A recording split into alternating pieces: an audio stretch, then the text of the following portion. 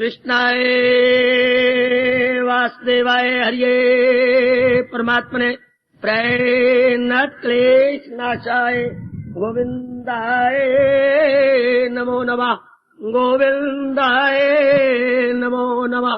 वासुदेव सुतं देवं कंसानुर्मर्दनम् देवकी परमानन्दं कृष्ण वन्दे जगद्गुरुं कृष्ण वन्दे जगद्गुरुं श्रीकृष्णा चरणौ मम श्रीकृष्णा चरणौ मम श्रीकृष्णा चरणौ मम।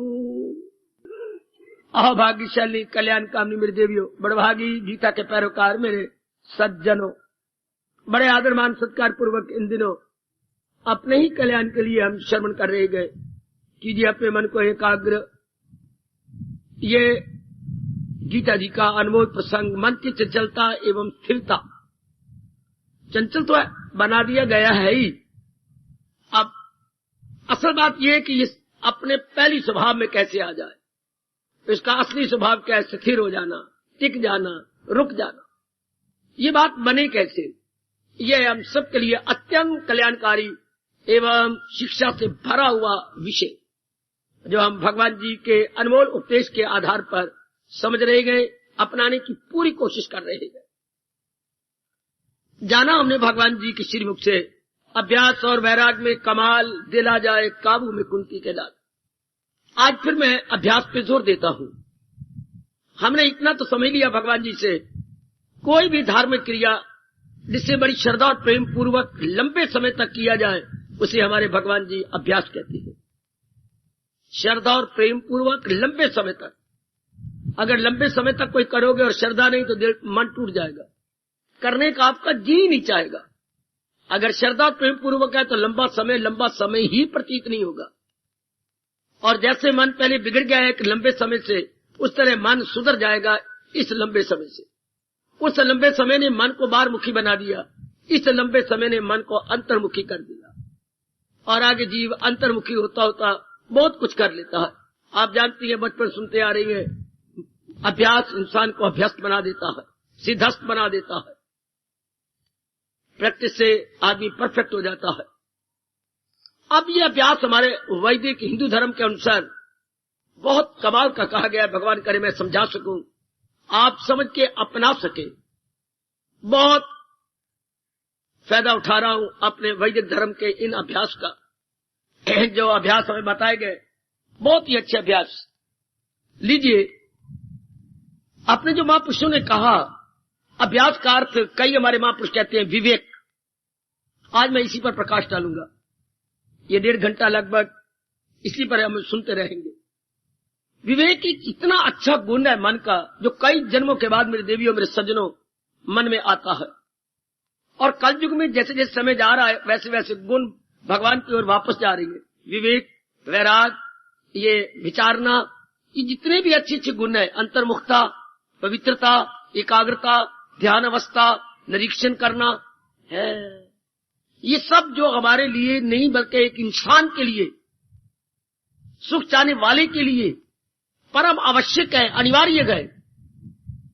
कोई अपनाएगा तो खाक, नाम का भी पता नहीं कि विवेक किसे कहती है, संयम किसे कहती है, शम किसे कहती है, दम किसे कहती है।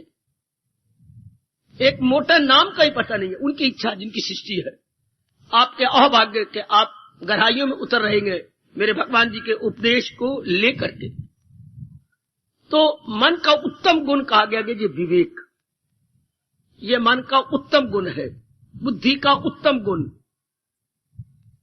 अच्छा, बड़ी जल्दी इंसान शैतान से देवता बन जाता है, दानव से मानव बन जाता है। मेरे देवियों मेरे सज्जनों, यदि भगवान जी की विशेष कृपा से ये गुण बुद्धि में प्रवेश करे, और ये गुण शास्त्रों में तो है ही, भगवान कहते हैं जब मैं कृपा करता हूं तब ये गुण आता है, देता हूं उनको, वो दानिश का योग हो जाती है मुझसे वासल बोलो। तो ये प्रभु अपनी कृपा से देते हैं। ये प्रभु का क्या है, ये प्रभु का इनाम है। वाह, ये मेरे मालिक का पुरस्कार है। अपने भद्र पुरुष को, अपने प्यारे भक्त को ये भगवान पुरस्कार रूप में प्रदान करते हैं। आइए इसका फंक्शन क्या है, इसका काम क्या है, इसका कर्तव्य क्या है। जब विवेक आता है, ये गुण, चोटी का गुण, तो इंसान सोचने के लिए मजबूर हो जाता है। इस सारे संसार के अंदर चीजें भागी जा रही हैं, प्राणी भी भागी जा रही हैं। दो ही प्रकार की चीजें हैं, प्राणी प्लस पदार्थ, प्राणी प्लस पदार्थ। ध्यान देना मेरी देवियों, मेरे सज्जनों।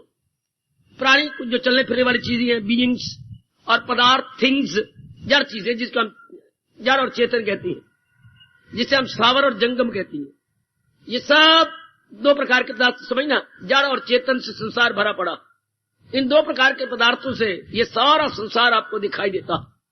बिल्कुल, कुछ चलने फिरने वाली चीजें, अच्छा, कुछ न चलने वाली चीजें, मूवेबल, इमूवेबल, स्थावर और जंगम, चार और आचार, ये सब चीजें जा रही है। जिसके दिन अच्छे आए हो तो वो इस प्रकार सोचने लगता, वरना कई जन्म गुजर जाएंगे, जीव ऐसा सोच ही नहीं सकता।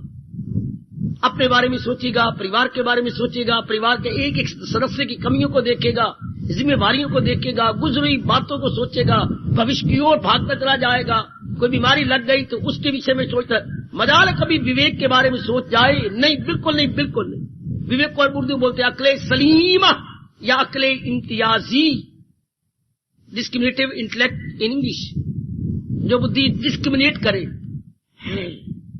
जो बुद्धि भेद कर दे, अलग अलग भेद कर दे, ये लोहा है, ये सोना, ये मिट्टी है और ये हीरा है, ये डिस्टिंग्विश करे। वैसे सारे धातु धरती से निकलती है, पर बुद्धि तो भेद करती है, सोना क्या है, तांबा क्या है, हीरा क्या है। ये सारे धातु धरती से निकलती है। अच्छा, लोहा क्या है, सब धरती से, लेकिन डिस्टिंग्विश बुद्धि करेगी। अच्छा, तो जब बहुत अच्छे दिन आ जाती हैं, जब आपके कई जन्मों के पुण्य जाग जाते हैं, ऐसे मेरे महापुरुषों ने बतलाया, ऐसे भगवान जी भी गीता जी में बता रहे हैं, जन्म पर जन्म लेके, जन्म पर जन्म लेके। तो कई जन्मों में क्या इंसान पुण्य भी करता है, पाप भी करता है, पुण्य भी करता है, पाप भी करता है। जब पुण्य बढ़ जाते हैं तो एक जन्म में फिर उसका विवेक जाग उठता है, अचानक ही विवेक जाग उठता है, अचानक ही यह भाव आ जाता है। तब ना तो आपको नींद आएगी, ना भूख लगेगी, ना भूख आएगी, ना नींद आएगी, ना कोई बाजार में जाने का दिल करेगा, दफ्तर में जाने का दिल। जब ये भाव मन में प्रवेश करता है, इस सारे संसार की चीजें तो जा रही है। अभी मेरा दोस्त बिल्कुल ठीक ठाक था, मुझे तार आगे कुछ शीट छूट गया। इस तरह अभी तो वो सवेरे सवेरे हम नमस्कार करके गए और अब शाम को मुझे उसकी अर्थी के पीछे जाना है। इस तरह जीव को चोट लगती है और संसार को नश्वर समझता है, संसार के प्राणी पदार्थों को चलायमान समझने लग जाता है। फिर ये प्रश्न अपने आप उठता है, इस संसार में कोई चीज टिकी हुई नहीं है। जिधर मेरी नजर जाए, उत्तर पूर्व पश्चिम दक्षिण, सब चीजें चलायमान है। इस संसार में स्थिरता नहीं है। जब ये प्रश्न मन में उठे, समझिए मेरे प्रभु मेरे पर बड़ी कृपा कर रहे हैं। सत असत वस्तु विवेक, नित्य अनित्य वस्तु विवेक। नित्य क्या है इस संसार के अंदर? अनित्य तो ये सारा संसार दिखाई दे रहा है, ये सारा अनित्य गए। चंद दिन रह करके अपना अपना काम करके सब जा रहे हैं, तो इसमें कोई वस्तु नित्य नहीं। भगवान फिर जवाब भी देते हैं, क्योंकि उन्होंने तो ये दिव्य प्रेरणा देकर उसकी बुद्धि में ये बड़े ही क्रांतिकारी यानी इनकलाबी प्रश्न खड़ा किया। सब संसार अनित्य है, पर नित्य क्या है, इसको विवेक बोलते हैं। जब ये प्रश्न एक मोटा रूप लेके खड़े हो जाए, नित्य अनित्य में तमीजी करना चाहे, नित्य अनित्य में भेद करना चाहे, इसी को विवेक कहते हैं। याद रखना मेरी देवियों, इसी को हमारे अनुभवी महापुरुषों ने बुद्धि का बहुत बड़ा गुण कहा, विवेक। और ये बुद्धि मैंने अभी अभी कहा किसी विरले के पास, नारियों में तो और भी बहुत कम, बहुत ही कम है। भगवान जाने क्यों, इसकी तो हर इंसान को जरूरत है जो मनुष्य शरीर में आया है। इसके बिना तो इंसान किसी काम का नहीं, चाहे कितनी यूनिवर्सिटी की डिग्रियां उसके नाम के साथ सुसज्जित हूं, कुछ मैंने नहीं रखेगा। इसके बिना तो बुद्धि खुलती नहीं, इसके बिना ये विशेष गुण लगता ही नहीं, चमकता ही नहीं, काम ही नहीं करता। उचित क्या है, अनुचित क्या। अगर इंसान के पास नहीं हो तो इंसान क्या है? Without break. ये अगर गुण ना हो तो इंसान विदाउट ब्रेक है। और बड़ा खतरनाक वो इंसान है, मैं आपको बताऊं गीता जी के अनुसार, जिसे ये नहीं पता उचित क्या है, अनुचित क्या है, वाजिब क्या है, गैर वाजिब क्या है, रवा क्या है, ना रवा क्या है, प्रॉपर क्या है, इम्प्रॉपर क्या है। बड़ा खतरनाक, बड़ा पॉइजनस मैन है, बड़ा जहरीला इंसान है, जिसको ये नहीं पता क्या देखना है, क्या नहीं देखना, क्या सुनना है, क्या नहीं सुनना, क्या बोलना है, क्या नहीं बोलना, हाथों से क्या लेना है, क्या नहीं लेना, पैरों द्वारा कहां जाना है, कहां नहीं जाना, इस तरह बाकी अंगों में क्या उचित है, क्या अनुचित है, मन से क्या सोचना है, क्या नहीं सोचना, बुद्धि से क्या निर्णय लेना है, क्या नहीं निर्णय लेना। बड़ा खतरनाक इंसान। और आज करोड़ों की संख्या बढ़ चुकी है ऐसे कम वक्तों की, और दिन प्रतिदिन बढ़ते जा रहे हैं। कोई अंत नहीं ऐसे नर नारियों का आज के जमाने में जिन्हें ये पता ही कोई नहीं उचित क्या है, अनुचित क्या। समाज में आप अपनी खुली आंखों से देख ही रहे हैं, कुछ पता। ये तो भगवान आपसे साधना करवा ले, आपकी बुद्धि के आवरण और गीता जी के उपदेश से उतर जाए तो मेरे प्रभु की मैं कहूंगा विशेष कृपा। जिस देवी को गीता के माध्यम से ये समझ आती जा रही, जिस मेरे सज्जन और धार्मिक पुरुष को ये पल्ले पड़ता जा रहा है, वरना उम्र देखो कितनी बड़ी और बातें क्या कर रही है। माँ जी की उम्र कितनी बड़ी और बच्चों वाली बातें हो रही है। लेती तो मैंने दित्ती कोई नहीं, तो के बन गया, तेरी मत मारी गई है, नहीं मैंने पूछा क्यों नहीं है, हाय हाय। लेकिन बच्चों वाले हाल है। उम्र की है माँ की 76 साल की, और लक्षण क्या है 6 साल के बच्चे वाले के। कहां गई वो अकल? ये उम्र कटी कैसे? बुजुर्गों को देख लो, मैं हैरान होता हूं बुजुर्ग को देखकर, मेरी आंखें अपलक नहीं देखते। मैंने क्यों नहीं पिछा दिता जछाला वन छोड़े तो मैनू दियो ना। और मैं देखते रह जाता हूं कि मेरे दाता ने जिंदगी कैसी काटी होगी। और जब ध्यान से देखता हूं तो उम्र 80 साल की है। प्रसाद दियो ना मैनू, हाय मेरा रब्बा। भैया कन फर्क पे तो वो मुंह में डाल ले, जाप कर ले, दिता करो ना, मैंने क्यों नहीं जंदे हो। वाह वाह, उम्रें गुजरी जा रही हैं और बुद्धि पर आवरण पड़ते जा रही है। उम्रें गुजरी जा रही हैं और तजर्बा कहां गया इंसान का? मिट्टी, तजर्बे पड़ गया मिट्टी, टनो टन रेत पाएगी तजर्बे के ऊपर। आम देखो, दादियों को देखो, दादों को देखो, दादी दादा को देखो, नानी नाना देखो, जो कितनी हैरानगी का विषय मेरे लिए और आपके लिए। जो उम्र गुजरनी चाहिए थी, तू बुद्धि खुलनी चाहिए, क्योंकि आपको तजर्बे हो रहे हैं। लेकिन हो क्या, जो उम्र गुजर रही है, तू बुद्धि मारी जा रही है। बिल्कुल आप देख रहे हैं, जिन्हें आप कहते हैं फलानी तो 72 पै गई, अम्बाले वाले बोलते हैं फलानी तो सियाणी होगी, सियाणी अर्थात जल्दी लाल पड़ी है।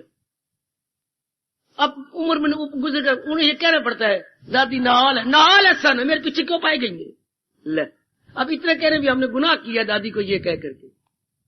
जरा चाची जी को, चाची नहाया तो करो, नहाया मैं नहावा तैनी की मिर्चा पड़ती है। ये मैंने चाची से पता लगा, तैनी को मिर्चा पड़ती है। नहीं, मैं नहावा चाहे ना नहावा, बार बार ना क्या कर भी। देखते जाओ जरा, जैसी उम्रें गुजरती जा रही है, अकल कहां गई? भगवान आपकी बनाए रखे, चूंकि आप जाप कर रहे हैं, भगवान की वाणी सुन रही है, प्रभु आपकी बनाए रखे। उम्र बढ़ रही हो तो साथ ये भी देखना कि मेरी अकल भी विकसित हो जाए, मेरी अकल भी डिवेल्प करे, वरना मुझे परमात्मा के श्री चरणों की सुगंध एक दिन भी जीवन रखने योग नहीं, जिसकी अकल के आवरण नहीं खोल रहे। अपने लिए, परिवार के लिए, समाज के लिए वो बड़ा भारी बोझ है। अपने लिए, परिवार के लिए, समाज के लिए बोझ, जिसकी बुद्धि नहीं खोल रही। बुद्धिया काम क्या है? बताए करना है क्या और न करना, बनाए रखना, हर कीमत पर अपनी अकल बनाए रखना, हर कीमत पर। अगर आपकी बुद्धि भगवान की ओर लगी रही तो आपकी बुद्धि के आवरण उतरते रहेंगे, वरना क्या पिछली उम्र में खाने का शौक, पहनने का शौक, इतनी बड़ी उम्र होगी तो पता नहीं आप जमीन में नहीं गड़ जाती, आपको शर्म नहीं आती जब सफेद बालों पर आप मेहंदी लगा बैठते, पता नहीं आपके हाथ नहीं कांपते, आपकी उंगलियां पीछे क्यों नहीं होगी सफेद बालों पर लगाते हुए मेहंदी। अरे मेरे मरने के दिन आ गए, मेहंदी का मतलब क्या? बालों को काले करने का अर्थ क्या हुआ? वो इतनी बड़ी माँ जी भी नमस्कार करके गए, इतनी बड़ी उम्र, हाथ कांप रही है, और माँ जी धी लाली लगाई फिर के नाक न थे। अम्मा जरा पीछे ऊपर चुनी ले ले, हाथ तो माँ के ये कांप रही है, ये यूं कांपी जा रही है। मेरे का 76 साल की उम्र होगी और ये लगा के आई है। माँ ये क्या? मेरी ना पुत्र वधु पर लगा रही है, तो मैं चले महीने दे, मैं भी लगा ले। महीने जैसे कि कोई बिस्किट खाने की हो ना, एक तू खा ले, 2 महीने दे दे, ये कोई बात बनी? उम्र का तकाजा कोई नहीं, भाई ये तो इसकी तो उम्र, ये तो बहू है, इसकी उम्र तो मुश्किल से 22-24 साल की होनी, और मैं 76 साल की बुढ़ी को सुड्डी, तो मैं पे रंग लानी है। देखो जो अकल के बिना इंसान किसे काम का नहीं, किसे काम का नहीं, जिसकी बुद्धि नहीं है। बुद्धि का मतलब जिसे ये पता नहीं, याद रखना, करना है क्या और या यूं कहिए उचित क्या अनुचित क्या। गद गद होकर शुक्र मनाओ भगवान कृष्ण का, जो सबसे पहले आपको यही देती है, उचित क्या है अनुचित क्या। रामायण से सबसे पहले हमें प्रभु के प्रति प्रेम जागता है। गीता में सबसे पहले हमारी बुद्धि खुलती है, जो सबसे पहले बताती है शरीर नाशवान है और इसमें एक आत्मा है जो अविनाशी है। सबसे पहले उपदेश यही शुरू होता है। मरे का न सो न जीते का, यह दूसरे अध्याय का 11वां श्लोक, जहां से भगवान का उपदेश शुरू होता है। और ये इतना विस्तार लेता है कि 18वें अध्याय के 66वें श्लोक में जाके संपूर्ण होता, जहां भगवान कहती है मांगा के दामन में मेरी पनाह। कितना बड़ा भारी उपदेश। अगर मेरी देवी आपकी अकल खुलती जा रही है, पता लगता जा रहा है, सचमुच मैं आपको रोम रोम से आशीर्वाद दूं, आपके बड़े अच्छे दिन और आपको ठोस लाभ श्री गीता जी के सत्संग का हो रहा है। अगर आपको ये पता लग रहा है क्या देखना है, क्या सुनना है, क्या बोलना है, क्या खाना है, कहां जाना है, क्या मुझे हाथों से लेना है, मन से क्या सोचना है, बुद्धि से आप क्या निर्णय करना है, व्यवहार कैसे करना है, अगर ये पता लगता जा रहा है आपको दिन पर दिन, समझिए कि मुझे बहुत बड़ा लाभ हो रहा है भगवान की संगत का, प्रभु की गीता सुनने का, पढ़ने का मुझे बड़ा लाभ। अगर मेरे बुजुर्गों को, मेरे बच्चों को ये पता लग रहा है, भगवान ने 16वें अध्याय के अंतिम 24वें श्लोक में फरमाया है क्या कि ये शास्त्र बता देता है जीव को करना है क्या और। अच्छा, ये बड़ा लंबा शब्द है, करना है क्या, ना करना है क्या। इसका एक शब्द क्या है, करना है क्या और ना करना है क्या। इसको धर्म, बस आप धर्म पर दिल, भगवान ने इससे एक को धर्म कहा है, यही धर्म है। और मेरे रब्बा, यही हमारा हिंदू धर्म है, यही हमारा वैदिक धर्म है, यही हमारा मानव धर्म है। मेरे पास और कोई शब्द नहीं है। वैदिक धर्म, हिंदू धर्म, मानव धर्म, इंसानी धर्म ही यही है।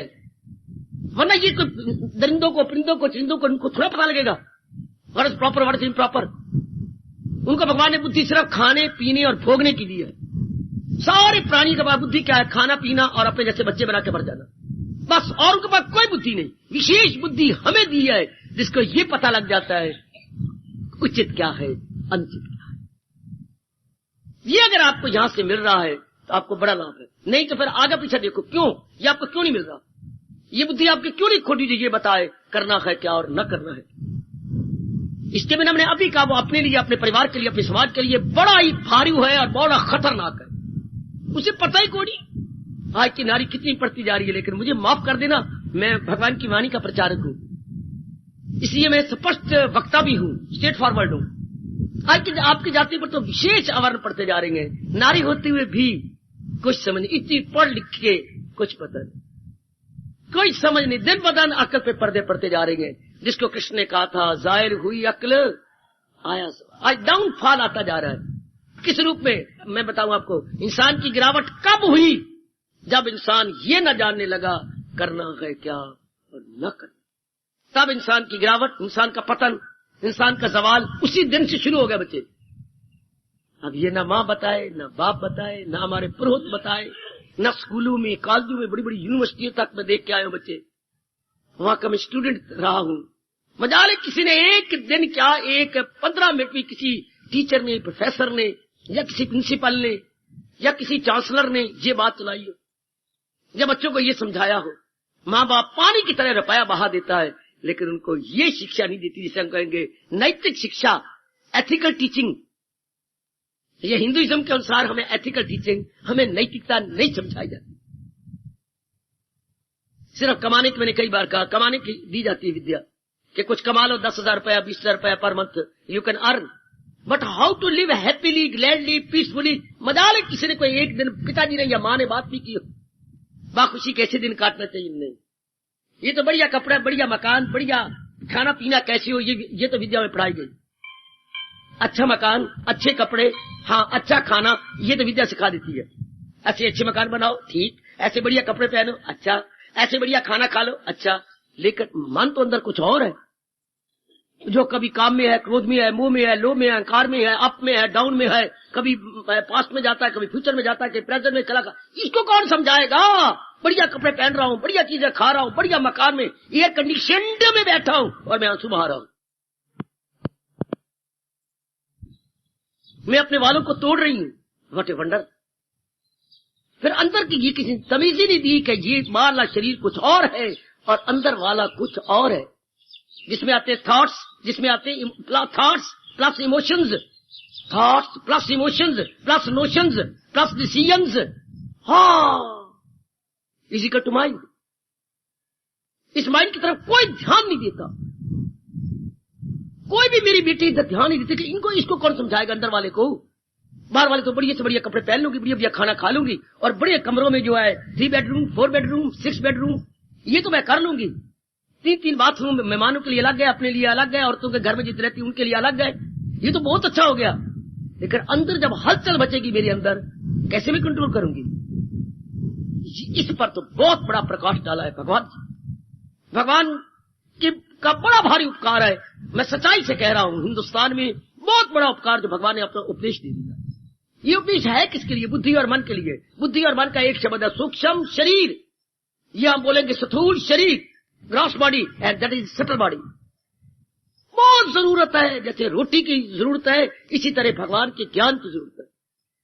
बेटी मैं स्पष्ट कह के जा रहा हूं, भगवान के ज्ञान, न कि किसी संत के ज्ञान। संत का ज्ञान अधूरा हो सकता है, महात्मा ज्ञान अधूरा हो सकता है, किसी महापुरुष का ज्ञान मैं कान पकड़ कर कह सकता हूं अधूरा हो सकता। भगवान का ज्ञान तो अधूरा नहीं होता, उसको परफेक्ट सकता। इसलिए जब भी ज्ञान लेना मेरा रोम रोम पुकारेगा, किसी संत का नहीं, महात्मा का नहीं, लेकिन मैं कितनी जरूरत करके कह रहा हूं, जब भी आप ज्ञान ले तब ले जिसमें आगे लिखा हो श्री भगवान वाच, क्योंकि God is the only perfect existence और उसकी नॉलेज भी परफेक्ट होगी। हाई संत लिमिटेड होता है, महात्मा लिमिटेड होता है, उसकी बुद्धि लिमिटेड होगी, संत का मन लिमिटेड होगा, तो वो लिमिट में चीज को देगा आपको। भगवान की एक एक बात लिमिट तोड़ करके भगवान को मुस्कुराता हुआ दिखाती है, एक एक बात। अब ये सिवाय भगवान को कोई बता सकता था जो अकले इरादी रहे मुस्तकिल, तो यक्षु और पुख्ता इंसान, ये सिवाय भगवान के ब्रह्मा बना बता सकता है। विष्णु आ जाएगा, महेश जी आके बताएंगे अपना डमरू हाथ में लेकर। सर इतनी सी बात मैंने आपके सामने रखी, जो अकले इरादी रहे मुस्तकिल। अगर इंसान का इरादा बिल्कुल ना बदले तो मन हमेशा शांत, आनंदित और स्थिर रहेगा। करोड़ों रुपया खर्चा जाए हमें ये कोई नहीं दे सकता। कुबेर अपना सारा खजाना लगा दे, बेटी इतना सिद्धांत आपको कोई नहीं देगा। मैंने एक नमूना आपको दिया है, जो अकले इरादी रहे मुस्तकिल। अगर इंसान अपने अकले इरादी को, अपने अपने अपने डिसीजन को ना हिलाए तो पुख्ता तो इंसान का दिल, तो यही प्रसंग चला हुआ, तो इसका मन बड़ा शांत हो जाएगा। मरने के दिन आ जाते हैं, कोई नहीं, हम अपने इरादे बदलते रहते हैं, अपने साथ बैर कमाते जब अपना इरादा बदलते हैं। अगर तुम सियाने आदमी तो अपने इरादे क्यों बदलते हो? बुद्धू है जो अपना इरादा बदलता है, मैंने ये इरादा नहीं करना था, मैंने ये नहीं करना था। मरने के दिन आ जाते तो भी इरादे बदले जा रहे हैं। इससे क्या होगा? मन क्या होगा? आगे भगवान लानत मारती है, इरादा न हो जिसका, ये इसका अगला फरमान आधा श्लोक आगे है, रहेगा ख्यालों में। आज का 99.9 नर नारी इसी लानत में आ रही है, इरादा न हो जिसका सुलझा हुआ। हाय ओए हाय, रहेगा ख्यालों में। अपनी नारी को देखो, अपने घर वाले को देखो, अपने पुत्र को देखो, अपनी धी को देखो, अपने जवाई को देखो, बाबा बाबा बाबा, अपनी मामी को देखो, अपने मामे को देखो, अपने चाचे को देखो, अपनी सारे गिन छोड़ा, सारे गुग्गू। क्यों? इरादा न हो उनका सुलझा हुआ। कोई इरादे सुलझे हुए नहीं है। उम्र देखो उनकी 40 साल की, 45 साल की, 55 साल की, 60 साल की, 65 साल की, अभी तक नहीं इरादा सुलझाया, अभी तक इरादा नहीं पक्का किया है। अभी तक मेरे पास आ रही है, क्या डॉक्टर साहब ने डिक्लेयर किया है कि आपकी जिंदगी खतरनाक हो चुकी है? अभी आज की दोपहर की बात, डॉक्टर ने उसको डिक्लेयर कर दिया कि बस थोड़े दिनों के आप मेहमान है और ऑक्सीजन लग रही है। और वो अपने पुत्र द्वारा पूछवा रहे हैं, जा अपने वीर जी कोलू पूछ के आ, वीर बनाई बैठा खीर, जाकर पूछ के आ। मैं पुत्र, मैं 4 पे पड़े, मैंने कहा ऑक्सीजन लग रही है, हाँ पूछया, मैं अपने छोटे पुत्र दी शादी वेख के जासा के अरमान लाए के जासा। ये ऑक्सीजन लगी हुई, डॉक्टर साहब कह रहे हैं कि वेरी सीरियस केस। देख ले मेरी बेटी, मेरे का नियर अबाउट 78 ईयर्स एज है। हाय हाय हाय, मरने के दिन आ चुके, ऑक्सीजन है, डॉक्टर डिक्लेयर करता है कि योर डेज आर नंबर्ड, अब तुम्हारे दिन बस थोड़े से हैं। और क्या अमंग क्या है, पुत्र दी शादी वेख के जा सब। भाई अगे जब पुत्र की शादी देख ली तो स्वर्ग के झूठे नहीं मिले थे, इससे झूठे देने। इरादा न हो जिसका रहेगा ख्यालों में उलझा। एक दिन जी लो मेरे प्रेमियों, लेकिन इरादे को सुलझा के एक दिन जी लेकर मर तो जाने पर। ये गंदी लंबी जिंदगी गंदी नहीं, गंदी जिंदगी जो है इस तरह सुलझी हुई उलझी हुई जिंदगी लंबी गंदी गंदी गंदी बहुत बर्बादी मचा देती है। अब इसका कोई है कीमत? जो भगवान ने ये एक बात कही, जो अकले इरादी रहे मुस्तकिल तो यक्षु वो और यक्षु उसका मन एकाग्र रहेगा। आय हाय आय हाय आय हाय। इस आदि श्लोक के ऊपर अगर मेरा वश चले, सारी त्रिलोकी को वार के फेंक दूं। सिर्फ इस आदि श्लोक पर अगर भगवान मुझे अधिकार को दे देना, सारी त्रिलोकी इस आदि श्लोक पर, भगवान की सिर पर तो बाद में मारूंगा, पहले ये आदि श्लोक पर, जब श्लोक पर वार रहूंगा तो नीचे भगवान मुस्कुरा रहे होंगे। क्योंकि भगवान उपदेश या ज्ञान के बिना अलग छोड़े गए। Man is not separate from knowledge, man itself is knowledge. ये जो आधा श्लोक देखिए, कितना कुछ मिल जाता है। मेरी बेटी हो, मेरी बेटी हो, मैं बड़ा इनकलाबी हूं, मैं क्या बोलूं, मेरा रोंगटे खड़े हो जाती है। ये जरूर यही फरमान ले लो, अकले इरादी रहे। अगर इंसान का इरादा पक्का रहे, यक्षु और पुख्ता, ये गुण कहां से मिलेगा? मन क्या कंसंट्रेटेड, मन में विवरण नहीं पैदा होगी, मन बिल्कुल एकाग्र रहेगा, यक्षु और पुख्ता पक्का रहेगा। लो, इतने में ही हमें शांति मिल गई, हमेशा रहने वाली। हमने इसको हिलाना नहीं, इसको नहीं हिलाना तो इसने हिलना ही नहीं। आए मन कब हिलता है, कब बेचैन होता है, आपको आप हजारों प्रश्न करो, आपको यह आधा श्लोक जवाब देता है। हजारों प्रश्न, जितने कि आपकी बुद्धि में कोई प्रश्न आ सकता है, एवरी पॉसिबल क्वेश्चन, मन बुद्धि के संबंधी, जिंदगी के संबंधी, आपको यह आधा श्लोक जवाब देता है। मैं शांति चाहती हूं, अपना इरादा पक्का कर लो। मैं बेचैनी बेकरारी नहीं चाहता, अपने इरादे को पक्का करो। है आपका मन एकाग्र रहेगा। और मैंने कई बार कहा, हमारे महर्षि वेदव्यास जी ने क्या बताते हैं, सुख दुख की परिभाषा क्या है? मन के टिकाव का नाम सुख, आगे क्या बोलूं, मन की भटकन का नाम दुख। अब ना मन भटके तो मैं हूं या आप, माताएं हैं या मेरी बेटियां, हमेशा शांत रहेंगी ना। अगर मन ना भटके तो मन कब ना भटके? अगर मैं इरादा अपना ना बदलूं तो। अगर मैं अपने इरादे में भौंचाल ना लाऊं, भौंचाल, अगर इरादे में मेरे भूकंप ना आए, भूकंप शब्द लगा रहा हूं, भूकंप तो होता है जब धरती हिल जाती है, अर्थक्वेक हो, पर जब इरादे में इरादा हिल जाए, इंसान का सारा जीवन ही बर्बाद हो गया। इससे मन हिल जाएगा, मन में बेचैनी पैदा हो जाएगी, उससे मेरे से कुकर्म होंगे। जब मन स्थिर ना हो तो फिर अंग पता नहीं क्या से क्या करेंगे। और अगर ये स्थिर रहे तो कितनी खुशी, कितना मेरा मन मजबूत। फिर मैं बोलता हूं, जो अकले इरादी रहे मुस्तकिल तो यक्षु हो और पुख्ता इंसान का दिल। Mind concentrated for ever and steadfast, पुख्ता स्टेडफास्ट। और मेरे पास कोई अप्रोप्रिएट वर्ड नहीं है, स्टेडफास्ट। मन इतना पावरफुल हो गया और मन बिल्कुल एकाग्र, पूरी खुशी मिल गई मन को। सिर्फ इसके अब मेरे पास प्रश्न किया जाना चाहिए इस श्लोक के अनुसार, तो इरादा ना हिले, वो संसार संबंधी इरादा हिल जाएगा। बेटे संसार में बहुत पढ़ जाऊं, आपने पक्का इरादा का मैंने बीए करना है, लेकिन ये हिल जाएगा जब आपका बीए रिजल्ट निकलेगा, आप इरादा हिल जाएगा, मैं नौकरी करनी हूं, मैंने पढ़ने के लिए थोड़ी पढ़ी हूं, हाँ मुझे नौकरी मिलनी चाहिए ना। है शाबाश, मैं इतनी तो आजाद होकर रहेंगे, मैं किसी नौकर बन के प्रतंत्र हो जाऊं ना।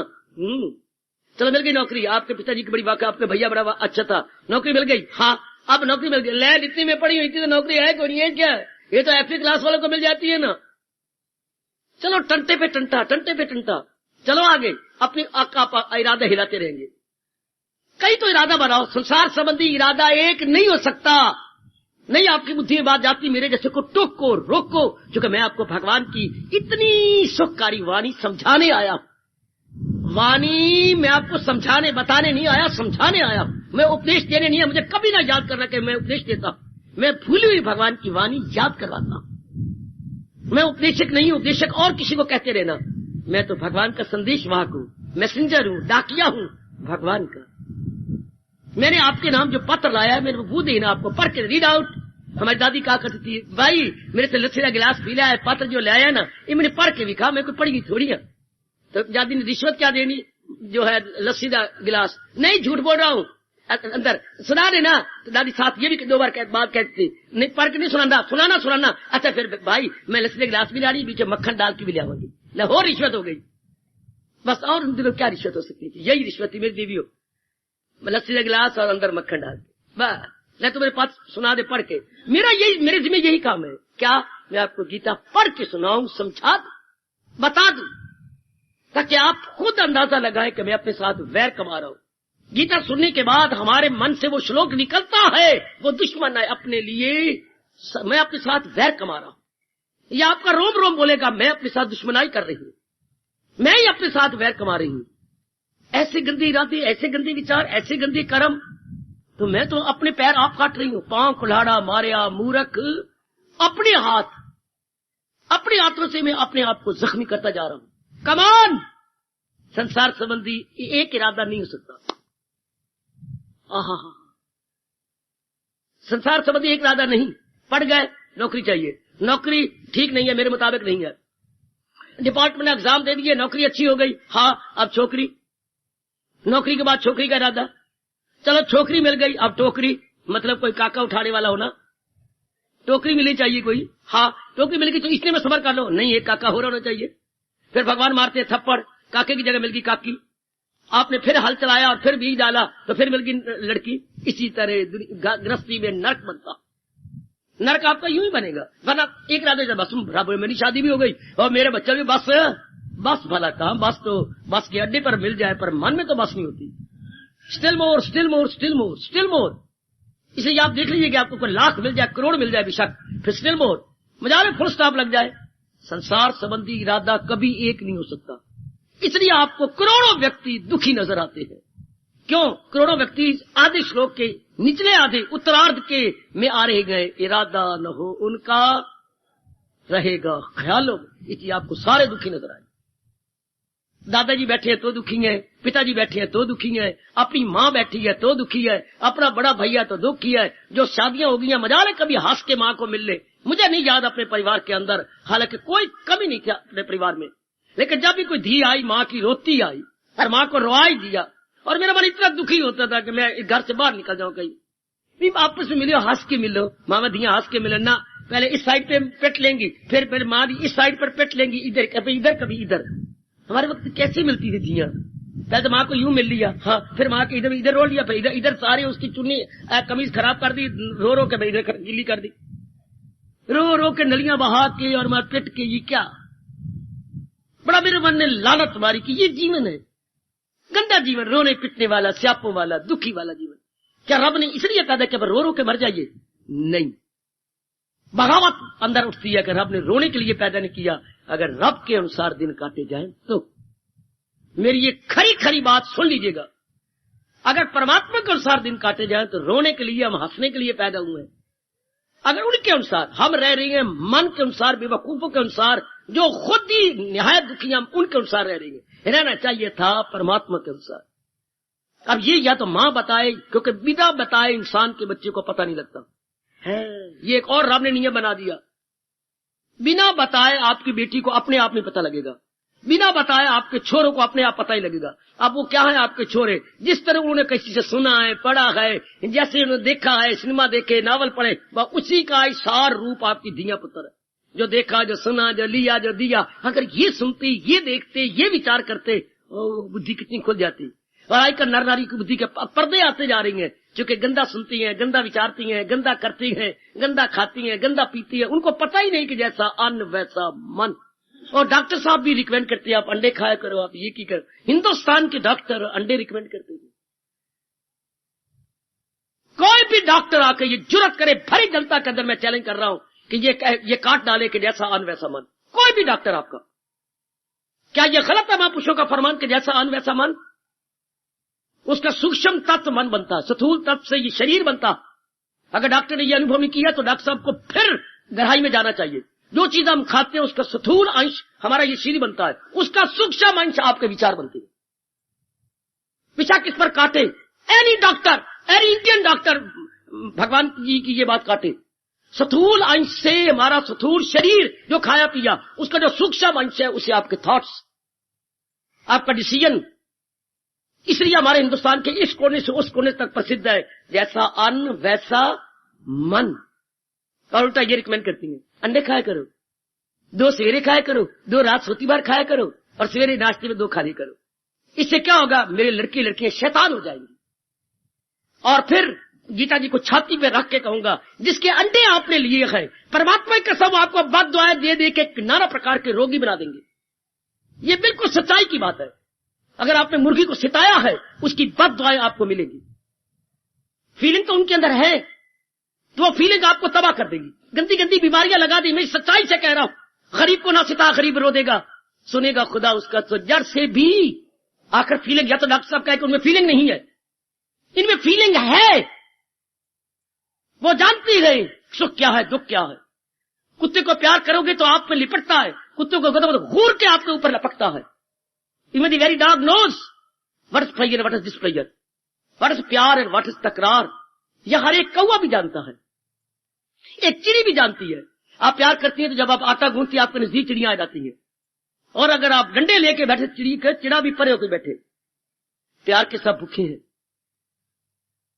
तो ये सारी बातें पर गौर कीजिए, हमने कल्याण करके जा रहे। ये सारा अंधाधुंध समाज चल रहा है, अंधाधुंध खाना पीना रहनी सहनी सब गंदी गंद गंदी गंद गंदी गंद। बकरे का मांस, कुत्ते का मांस, फलाना मांस, ये सब बद्दुआएं। ये सुअर को इस तरह मार मार के मांस, कभी इंसान तरक्की कर सकता है? कितनी बद्दुआएं सूरनी की और सुअर की, कितनी बैड विशेज।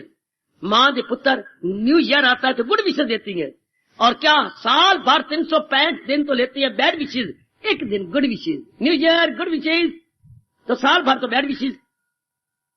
जानवरों की और बतेरों की, what a wonder and what A mysterious. Come on. इरादा हमारा संसार संबंधी में कोशिश कर रहा हूं बताने की, एक नहीं रह सकता, क्योंकि संसार के इरादे एक नहीं हो सकते। संसार अपने आप में अधूरा है। हम इरादा क्यों बदलती हैं? हमने इरादा क्यों किया था जीवन के 4 दिन आराम से काटने के लिए? जब वो मेरा इरादा पूरा होता है तो जीवन के 4 दिन आराम से नहीं कटते। जितनी हमें शांति चाहिए थी नहीं मिलती। व्यास जी बताती हैं, आप रोटी मां के पास बैठे खा रही गए, हाँ आपने क्या कहा? अम्मा अम्मा एक फुल्का। अच्छा, अब व्यास जी आपका हाथ पकड़ लेती है, सुन मेरी देवी, क्यों मांगा? कुशल्या आपने रोटी को मांगी? अभी मुझे भूख लगी है। मतलब आपकी पूरी तृप्ति नहीं ना हुई? हाँ, भूख का मतलब कि आप पूरी शेरी नहीं हुई, तृप्ति नहीं हुई, still you are not satisfied. फिर आप एक फुल्का और ले लिया, 2 फुल्के, 3 फुल्के। अब मैं 1 फुल्का और ले मेरी बेटी, मैं और देती हूँ। यानी अब सोचिए, क्या इंसान कब तक मांगता रहेगा? जब तक उसको तृप्ति नहीं होती। इसी तरह लो, इंसान कब तक इरादे बदलता रहेगा? जब तक उसको तृप्ति नहीं हो। वो पेट की तृप्ति है, ये हमारे मन की तृप्ति है। कितना क्लियर करती हैं हमारे हिंदुस्तानी उच्च कोटि के महर्षि। आप लाभ उठाइए, जैसे आप पिता के कमाई का लाभ उठा रही हैं, अपने हिंदुस्तान की ऋषियों के तप की कमाई का भी लाभ उठाइए। ये कमाई पिता की ग्रास बॉडी के लिए है, वो उनका तप पर जो कमाई है वो आपके अंतःकरण के लिए। प्रॉपर्टी वो भी है, प्रॉपर्टी पेरेंट्स की भी है, और वो भी हमारे पेरेंट्स है। वो हमारे बुद्धि और मन के माँ बाप है, ये हमारे तन के माँ बाप है जिन्होंने इस तन को पैदा किया। उनकी कमाई का लाभ उठाओ, साथ ही साथ क्या महर्षियों के तप की कमाई का भी लाभ उठाओ।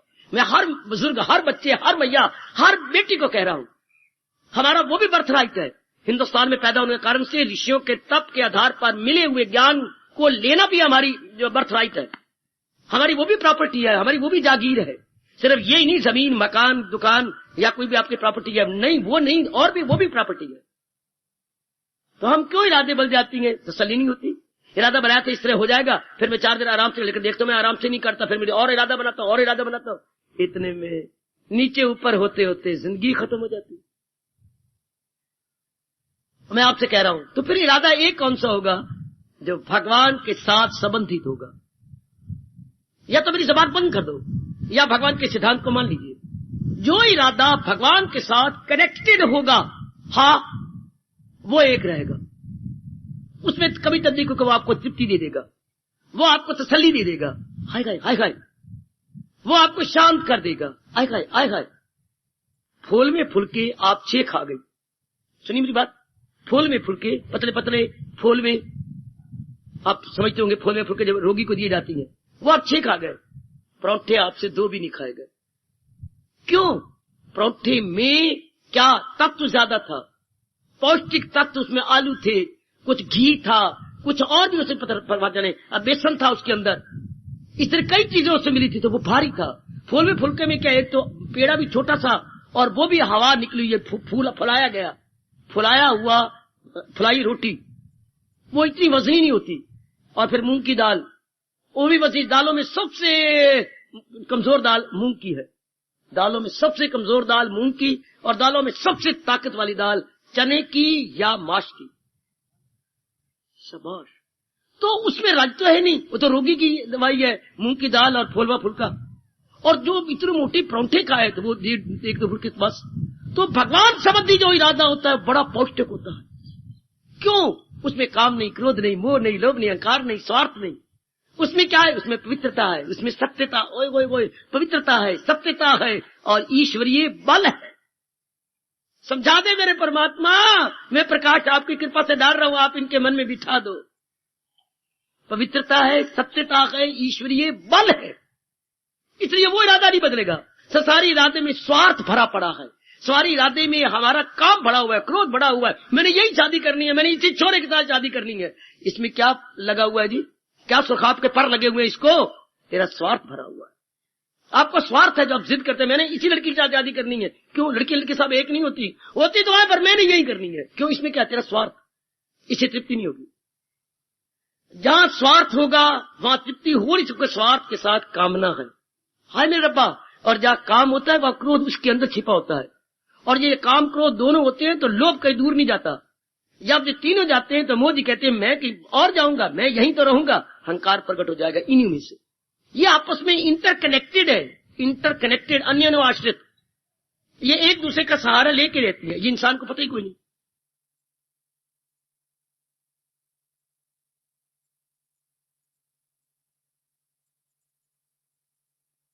इरादा नित्य नहीं रह सकता। जो कि बसाते को संसार अनित्य गए, बसाते को संसार अनित्य गए है। आप सैर करते करते करते करते नदी के किनारे खड़े हो गए। हाँ, अब 2 व्यक्ति वहां पर आए। आप कौन है? ये मेरा बेटा, मैं बाप हूं। आप नदी में डूबते हुए दिखाई देंगे। टेम्पफुल, बड़े बेवकूफ हो तुम लानती।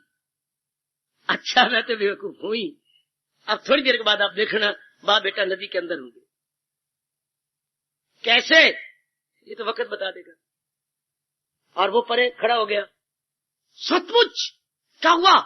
दोनों अंदर हो गए। क्यों? दरिया उछाले मार रहा था और उसकी उछाले नदी के किनारे के साथ आ रही थी। उसने देख लिया था कि आधा किनारा नीचे से टूट चुका है और छल पे छल आ रही है। आखिर में जब जोर की छल आई तो जितने किनारे पर बाप बेटा खड़ा था सारा किनारा ही टूट के नदी के अंदर। तो जिस किनारे पर कोई खड़ा होगा वो सारा अंदर। जब किनारा ही टूट गया, हाँ, तो फिर नदी के अंदर न जाएंगे, उसके ऊपर खड़ा होगा। हाय हाय हाय हाय, जब संसार ही अनित्य गए तो अनित्य संसार पे जो इरादा करेगा वो अंदर नहीं जाएगा। यार कितनी कमाल की बात है जो हम हिंदुस्तानी वंचित रह रहे हैं। इसलिए मुझे बड़ी घाट पड़ती है। हम हिंदुस्तान के हैं और हमें ये बातें नहीं बताई जा रही, हमें ये समझाया नहीं जा रहा। ये दृष्टांत सामने रखना, जिस दरिया के किनारे जनाब खड़े हैं वो किनारे को पानी की छल्ले मार मार के कच्चा करती जा रही है। अब 1-2 छल्लों ने इसे किनारे को तोड़ के अंदर ले लेना है। तो किनारे पर जो भी होगा वो कौन होगा? वो क्या हो गए? नदी के अंदर। तो हम जो संसार संबंधी इरादे करते हैं, संसार बजाते खुद अनित्य है, it is non stationary, not stabilised. तो जो इरादा इसके साथ किया जाएगा वो इरादा टूट जाएगा, क्योंकि संसार के आधार पर हमने इरादा किया है। और बजाते खुद संसार entirely baseless, temporary, short lived. अब ये बात माँ जी ने जब अपना दूध का घूंट पिलाया था, साथ ये भी पिला देती, साथ मन की खुराक भी माँ देती या पिताजी देते। तीसरा होता है प्रहुत, वो भी नहीं देते। तो फिर जो हमारा हाल हो रहा है आपकी आंखों के सामने है, जो आपको देख ही नहीं मेरी बेटी। इसलिए मैं गुजारिश कर रहा हूं भगवान की वाणी को समझाता हुआ, क्या संसार का इरादा एक नहीं हो सकता। पेट मारो आप, कभी आपको पढ़ाई की फिक्र, कभी कमाई की फिक्र, कभी शादी की फिक्र, कभी बाप कहलाने की फिक्र, मां बनने की फिक्र। कितनी खुशी से बोलती मैं मां बनने जा रही हूँ, ये भी खुशी की बात है। देखो जी देखो, और कोई पूछ भी नहीं रहा, फिर भी आप बोलते रहती है देखनी पिछले मैं तो मां बनने जा रही हूँ। है ये कोई बात बनी? मां बनने जा रही तो बड़ा एहसान कर रही हिंदुस्तान के ऊपर, बल्कि हिंदुस्तान के तो अन्याय करना है आजकल मां बनना। 1.5 करोड़ नहीं 2.25 करोड़ आबादी हर साल बढ़ती जा रही है, जबकि पहले पिट रही है हिंदुस्तान को, ऊपर और बढ़ाई जा रहे हैं। 2.25 करोड़ आबादी एक साल में, अब हम 90 करोड़ के नजदीक पहुंचने वाले।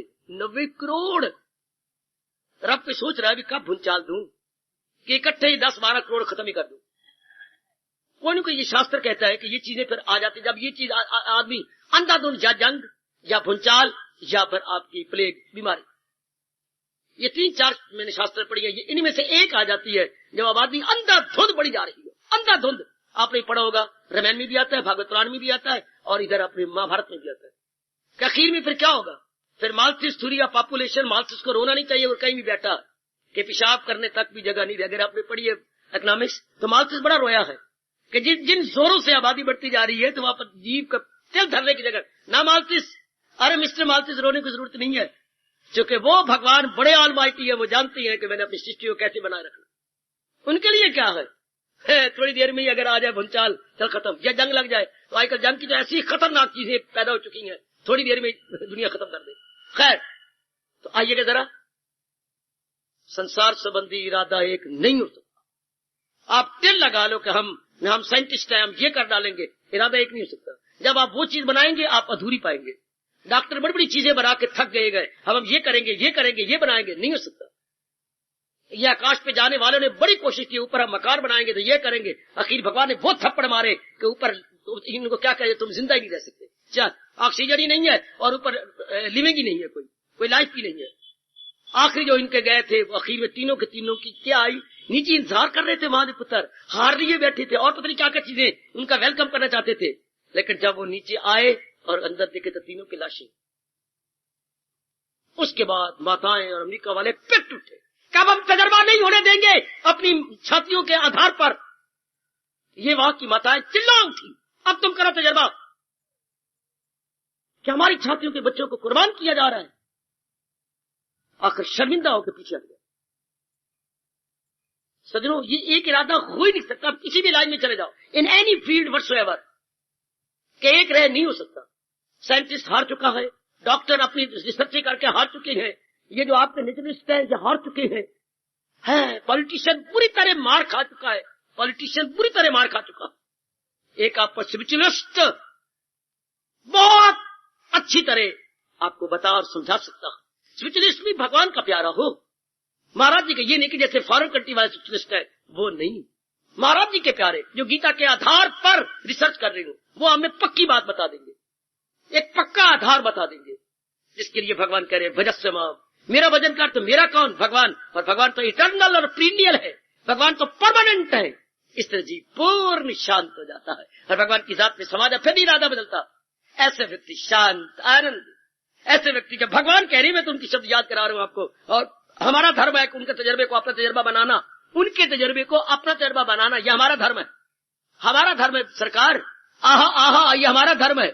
गिलास में दूध है, उसमें खांड मिली हुई है, मलाई मिली हुई है। अब हमारा धर्म है कि एक एक सिप सिप करके घुट घुट भर के हम पेट में डाले। भगवान का चोटी का ज्ञान है, हमारा धर्म है, हम थोड़ा थोड़ा समझ करके ले ले, तो समझ करके। मैं तो अपने आप को यूं कहा करता हूं, मैंने एक दिन पूछा अपने भगवान से कि मेरा दर्जा क्या होगा, वाणी आपकी, ज्ञान आपका, बताने वाले आप, प्रेरणा देने वाले आप, तो मेरा दर्जा क्या होगा। मैं जो बता रहा हूं, समझा रहा हूं, आपको हंसा दूं, जैसे मुझे प्रेरणा मिली मैं आपको बताता हूं। क्या एक आंखों के सामने लाइए सोडे वाटर की बोतल, हाँ, और सोडे वाटर बोतल को आपने शीशे गिलास में डाल लिया, हाँ, और उसमें एक पाइप आता है, इतनी नाल होती है, नाल, वो पाइप उसमें डाल लेती है, तो हम गिलास तो नीचे पड़ा होता है, इतनी लंबी पाइप होती है, आजकल शायद प्लास्टिक की बन गई हो, तो ये पाइप मुंह में हम सिर्फ पाइप खींचती है तो सारा गिलास ही खत्म कर मारती है। गिलास को नहीं मुंह से लगाया, पाइप होता है बेटे, पाइप। कभी आपने ना पियो तो मेरे कहने पर एक बार पीना पाइप से, सोडे वाटर की बोतल को गिलास में डालकर और पाइप साथ बीच में लगा के, पाइप प्लास्टिक का या किसी चीज का बना होता है, तो उसमें मुंह में पाइप से सारा खिंच के आप, तो हमारे जैसे क्या है, भगवान के चोटी के ज्ञान को, जैसे वो सारा सोडा वाटर है, पाइप मुंह में दे गया, हाँ हाँ हाँ, सारा हमारे जैसे तो एक पाइप है जो हमारे साथ बैठ करके इस पाइप के माध्यम से भगवान के नीचे की नॉलेज आपकी बुद्धि में जा रही है। नीचे ये नॉलेज है, मेरे जैसा पाइप है और आपकी बुद्धि के अंदर प्रवेश करती जाती है। हमारा सही दर्जा पाइप का है, सब कुछ मेरे मालिक का है, सब कुछ आपने उसके बुद्धि में रख के अपने इरादे को मजबूत कर, बिल्कुल स्टेडफास्ट। लो आपका जन्म सफल हो गया। प्रसंग चला हुआ, इंद्रियों चला रखा आप लोगों ने। मन की चंचलता और स्थिरता। मन चंचल तो है पर स्थिर कैसे हो जाए? चंचल था नहीं, मैंने समझा दिया आपको। इसे चंचल बना दिया गया है मेरे सज्जनों, ओ मेरी कल्याणकामनी देवियों। पर इसकी ओरिजिनलिटी में कैसे लाए, इसके अपने स्वभाव में कैसे लाए, तो यही मैं प्रकाश डाल रहा हूं भगवान जी के अनमोल उपदेश के आधार पर। ये संभव कैसे हो? हाँ, अपना इरादा एक रखे भक्ति का। इसमें कोई परिवार नहीं कहीं, परिवार आपके साथ ही रहेगा, सब कुछ रहेगा, लेकिन इरादा एक ही रहेगा कि मैंने जिंदगी में भक्ति कमा दी। अब मेरे से पूछा जाए भक्ति क्या होती है, मैं बताऊं आपको, जरा ध्यान से सुन लेना। बड़ी गलतफहमी आजकल के पढ़े लिखे बुद्धुओं में, पढ़ी लिखी मेरी क्या कहूं मूर्ख बेटियों में है। भक्ति के अर्थ भी आप गलत लगा लेती हैं, बिल्कुल गलत। इसलिए आप डरती हैं भक्ति का मतलब कोई माला हाथ में लेकर बैठा हुआ है, कोई कपड़े उतारे बैठा है और भस्म रमाए, ये अर्थ है भक्ति का। हिंदुस्तान में रहती है, अगर आप ये करती हैं तो भगवान की मार खाना चाहती हैं। भक्ति का ये मतलब ही नहीं है। भक्ति मतलब दिव्य प्रेम है। It is divine love, divine love ji. और डिवाइन लव कब होता है? जिसमें स्वार्थ ना हो। इसलिए ये शब्द डिवाइन लगाया हमने। दैवी प्रेम, दैवी प्रेम। प्रेम तो ये सारी है, माँ का, बाप का, बहन का, भाई का, लेकिन ये दैवी नहीं ना। क्या है? स्वार्थ वाला प्रेम, स्वार्थमयी प्रेम। तो दो प्रकार का प्यार हो गया, स्वार्थमयी और दैवी। इसको उर्दू वाला क्या बोलते हैं? इसके मजाजी, इसके इलाही। हम क्या बोलते हैं? शारीरिक प्रेम और दिव्य प्रेम। हमारे राष्ट्रभाषा का शब्द क्या है? शारीरिक प्रेम इसके मजाजी और दिव्य प्रेम इसके इलाही, अर्थात डिवाइन लव। डिवाइन लव के अंदर स्वार्थ नहीं होता। शायद ही आपने जिंदगी में किसी के साथ डिवाइन लव किया हो। ये जो बकवास करते हैं आपको देखकर, आई लव यू नहीं, बल्कि आई कतल यू, मैं तुम्हें कत्ल करना चाहता हूं, तेरी सेहत को लूटना चाहता हूं, तुम्हें मारना चाहता हूं, तुम्हें खत्म करना चाहता हूं। ये लव है कोई जिसको ये शारीरिक प्रेम कहती है, जो आपकी बड़ी बड़ी सेहत को तबाह कर डाले, आपकी चेहरे की खुशी को मिटा डाले। That's not love. इसको कत्ल ना आखा तो की आखा। एक कत्ल तलवार से होती है, एक कत्ल धीरे करके सेहत लुट के ले गया, हाय, खुशी लुट के ले गया, हाय, मन की शिथिलता लुट के ले गया। एक ये भी कातल होते हैं। एक कातल वो होते हैं कि ठोस रूप में तलवार ली और गला परले पार कर दिया। एक कत्ल होते धीरे धीरे करके आपकी सारी चीजें लूट के ले गया। इसको फिर कहे I love you. This is not love. Love तो वो होती है। प्रेम क्या होता है? मोहब्बत में ये लाजम है कि जो कुछ है फिदा कर दे। फिर मोहब्बत में ये लाजम है कि बंदा से खुदा कर दे, पहले अपनी कुर्बानी कर दे, अपना मूली कुतरा कर दे। अगर लव करना सीखो तो मूली से सीखो। मूली अपना मूली कुतरा करवा करके आपके परोठों को कितना शानदार बना देती है। कद्दू अपने कद्दू कस करवा के आपके रहते को कितना सुंदर बना देता है। लव है तो ये, उसका अपना स्वार्थ नहीं, आपको स्वादी चीज देना चाहता है। तो भगत अपना मूली कुतरा करवा के भगवान की जात में एक मेक हो जाना चाहता है। वो जगमगा उठता है। जहाँ लव में लेन देन हो उसे आप लव कहेंगे, उसे आप क्या कहेंगे? दुकानदारी, उसे आप कहेंगे कमर्शियल पॉइंट ऑफ व्यू, उसे आप कहेंगे गिविंग एंड टेकिंग। फिर आप उसे लव कहें तो भगवान क्यों ना नाराज हो ऐसे नलायकों और मूर्खों से। ये तो गिविंग एंड टेकिंग है। Give me something and have something, यही तो शॉपिंग है। शॉपिंग में क्या होता है? 10 रुपए दिए, उसके एवज में कोई चीज ले ली। नर ने कोई चीज आपको दी और पता नहीं कितना गुना आपसे ले लिया, फिर आप कहेंगे आई लव यू। ये है लव, जो कि दिव्य प्रेम में भगवान की ओर चलता जी। तो भक्ति क्या है मैं बताता हूं आपको। दिव्य प्रेम को भक्ति कहती है। हाँ, ये प्राप्त कैसे होती है? भगवान के उपदेश से, महाराज जी के उपदेश से दिव्य प्रेम प्राप्त होता है। फिर हम लौकिक रूप में भी बहुत अच्छे दिन काट लेते हैं और परमार्थिक रूप में भी। भगवान की भक्ति में ये एक बड़ा गुण है कि आपका लोक भी बना देंगे, परलोक भी। आपको गलतफहमी है ना, घर भर चुड़ा देंगे, जंगलों में चले जाएंगे, फिर हम ये हो जाएंगे। गलत। कभी ना कहना मेरे कृष्ण आप पर बड़े नाराज होंगे, क्योंकि कृष्ण ने आपको सिद्धांत बताया है, जहां में ना देखोगे तुम एक पल के कोई भी फारग है और बेअमल। अमल छोड़ देने हो तुझको तमाम, तो मुश्किल है तेरे बदन का क़याम। तेरा शरीर भी जिंदा नहीं रह सकता अगर तू कहे मैं सारे प्रकार कर्म छोड़ दूं और जंगलों में चले जाऊं। नो है, ये आपकी गीता कह रही है। ये आपके भगवान कृष्ण सरताज आपके कह रही है। वो तो यहां तक कहती हैं, क्या तर्के अमल से गए भीतर, कर्म छोड़ देने की बजाय भगवान के उपदेश के आधार पर कर्म करना बहुत अच्छा है। पूछा जाए मेरे से, क्यों? कर्म छोड़ देने की बजाय कर्म करना बहुत अच्छा है भगवान के आधार पर। इससे क्या बनेगा? लोक भी बन जाएगा, परलोक भी बन जाएगा। इसके आपके दोनों लोक बन जाएंगे। अगर प्रभु के आधार पर, भगवान के उपदेश के आधार पर कर्म किया जाए, हाँ, तो वो लोक परलोक दोनों बना देता है। और भगवान ने स्पष्ट गीता जी में ऐलान किया है, अगर मेरे उपदेश के अनुसार न दिन काटे जाए, ये दुनिया है उसकी न अगला जहां, वो दोनों जहां से मारा जाता। मतलब यहाँ के भी फराइज पूरे करके नहीं जाता, यहाँ भी उसकी लाइबिलिटीज रिस्पॉन्सिबिलिटीज मेरे सज्जनों, ओ मेरी कल्याण करम देवी और रह जाती है। What is shame and what is wonder. और सियाने बने, आओ अपनी बुद्धि के आवरण खोले भगवान के उपदेश द्वारा। हम चाहते हैं मन में हमारा स्थिर रहे, मन स्टेबलाइज रहे, मन में वेवरिंग ना रहे, मन आवारा कुत्ते की तरह भटकता ना फिरे, तो फिर भगवान के उपदेश के अनुसार जीवन काटने का पक्का इरादा कर। कि दुनिया बनाने वाले ने जैसे इंसान को बताया कि इस तरह बुद्धि का से काम ले, भगवान का उपदेश किसके लिए है? जो हम लेके आए हैं। हम क्या लेके आए हैं पता है आपको? अरे पता है, तैकू पता है?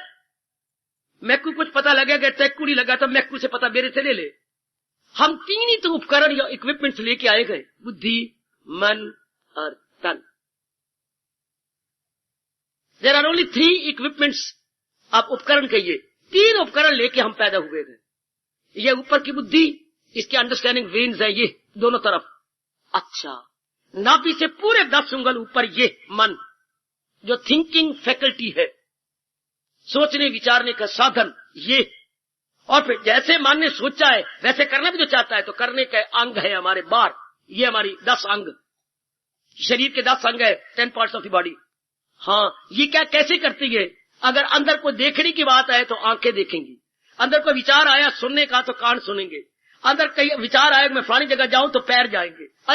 अंदर के विचारों का साकार रूप बनाने के लिए रब ने आपको अंग दिए, अंदर के विचारों का साकार रूप लेने के लिए। अच्छा, अंदर के विचारों को साकार रूप, मैं रोटी बनाऊं, सब्जी बनाऊं, ये विचार आया तो आपके आगे ये विचार का साकार रूप लेने के लिए आप रसोई में चली गई है। रोटी बनाऊं, सब्जी बनाऊं, टाइम होता जा रहा है, बच्चे आने वाले, श्रीमान जी भी आने वाले। नाउ क्या you are in the kitchen. इससे जो अंदर विचार आते हैं उनका साकार रूप कहां प्रकट होता है? इस शरीर पर। तो 3 तो उपकरण हमारे पास है जो रब ने हमें दिए हैं। हाँ, इन तीनों का गुड यूज करें। हाँ, यही भगवान का उपदेश है। बुद्धि का सदुपयोग कैसी हो, हाँ, मन का शुभ प्रयोग कैसी हो, और तन का शुभ प्रयोग कैसी हो। इतने विस्तार से विस्तार किया मेरे प्रभु ने, बड़े विस्तार।